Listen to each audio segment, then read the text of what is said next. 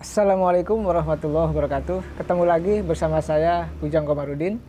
Nah, pada video kali ini kita akan menyoroti isu di KPK, di Komisi Pemberantasan Korupsi. Ada apa sih saat ini di KPK?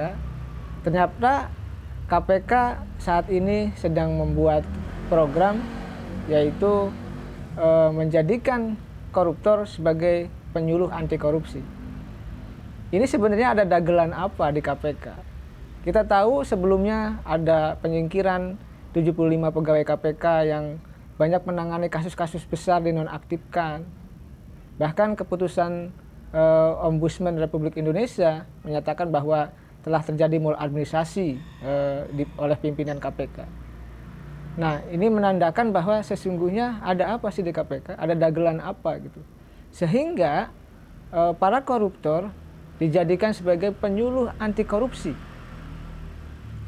Bukankah di Republik ini banyak orang yang bersih, banyak orang yang berintegritas, banyak orang yang ketokohannya bagus, banyak orang yang bisa dijadikan suri teladan, yang bisa dijadikan sebagai penyuluh anti korupsi di KPK. Jangan-jangan gini kan, ini ada skenario untuk apa? Cuci tangan para koruptor agar apa? Seolah-olah dia tidak salah. Seolah-olah dia tidak pernah korupsi, seolah-olah dia tidak pernah kena pidana.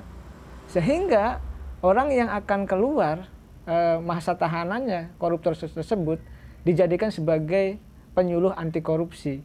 Ini kan lucu, ini kan dagelan yang tentu harus kita kontrol, kita awasi, kritik bersama.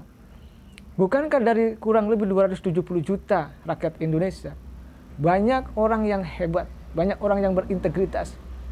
Tidak kekurangan kita orang yang hebat, orang yang berintegritas, yang semestinya mereka-mereka semua dijadikan sebagai penyuluh anti korupsi tersebut. Kenapa? Karena mereka orang yang bersih, orang yang jujur, orang yang baik, orang yang bisa dijadikan suri tauladan dalam konteks berbangsa dan bernegara.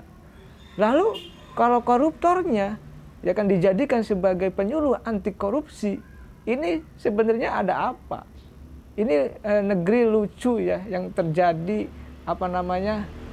di KPK. Oleh karena itu saya menilai dan mengamati bahwa kebijakan tersebut itu adalah sesuatu yang harus kita koreksi bersama-sama, harus kita kritisi bersama-sama. Kenapa? Karena tidak pantas, tidak pas, tidak cocok orang yang terpidana korupsi atau koruptor, mohon maaf ya, orang yang pernah menggarong uang negara dijadikan sebagai penyuluh anti korupsi. Ini tentu mengada-ngada. Saya katakan, bangsa ini tidak kekurangan orang-orang jujur, orang bersih yang bisa dijadikan sebagai tadi penyuluh anti korupsi di KPK. Oleh karena itu, kebijakan tersebut mesti dikoreksi, mesti dibadalkan agar apa? Agar tidak menjadi polemik di tengah-tengah masyarakat. Lah, dulu kita menyaksikan ya bahwa KPK yang powerful memberantas korupsi yang luar biasa dan mereka punya moto berani jujur hebat. Namun saat ini mohon maaf ya, kita kritisi bersama KPK saat ini bahwa berani jujur pecat. Orang-orang yang hebat, orang-orang yang berintegritas, pegawai-pegawai KPK dicari-cari caranya, jalannya dengan TWK, mohon maaf akal-akalan tersebut ya kan disingkirkan gitu kan, dinonaktifkan, tidak menangani kasus, padahal mereka adalah sedang menangani kasus-kasus besar. Oleh karena itu banyak kasus besar yang sampai saat ini seperti misalkan Wali Kota Tanjung Balai yang melibatkan mohon maaf ya salah satu pimpinan DPR akhirnya terbengkalai. Akhirnya seolah-olah mohon maaf ya mereka mengamankan para pejabat tersebut agar tidak terkena kasus korupsi. Oleh karena itu ini sangat disayangkan ya kalau para koruptor ya yang masa tahanannya akan berakhir lalu dijadikan sebagai penyuluh anti korupsi di KPK. Mau dibawa kemana gitu pemberantasan korupsi di Indonesia? Mau dibawa kemana arah bangsa ini kalau KPK-nya gitu kan menjadikan para koruptor menjadi penyuluh anti korupsi? Ini sebuah kelucuan, dagelan apalagi yang terjadi di KPK. Oleh karena itu, ya saya secara pribadi ya sebagai pengamat politik, sebagai akademisi mengingatkan kepada KPK untuk tetap ada di jalurnya, jalur pemberantasan korupsi yang di situ tidak ada kepentingan siapapun, tidak ada kepentingan para koruptor, para politisi.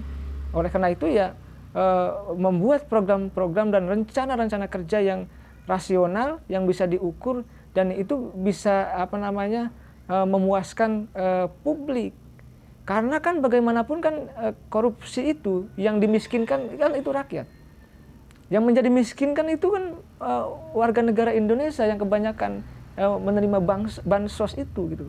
Oleh karena itu ya pemberantasan korupsi mestinya dilakukan melalui rel-rel yang jelas, yang terukur, parameternya jelas dan tidak kontroversial di tengah-tengah masyarakat. Nah, dagelan ini mau dibawa kemana, KPK mau dibawa kemana, kita saksikan dan kita awasi bersama-sama ya terkait proses pemberantasan korupsi di Indonesia, terutama yang dilakukan oleh KPK. Semoga video ini bermanfaat bagi seluruh rakyat Indonesia. Sampai ketemu lagi di video berikutnya. Assalamualaikum warahmatullahi wabarakatuh.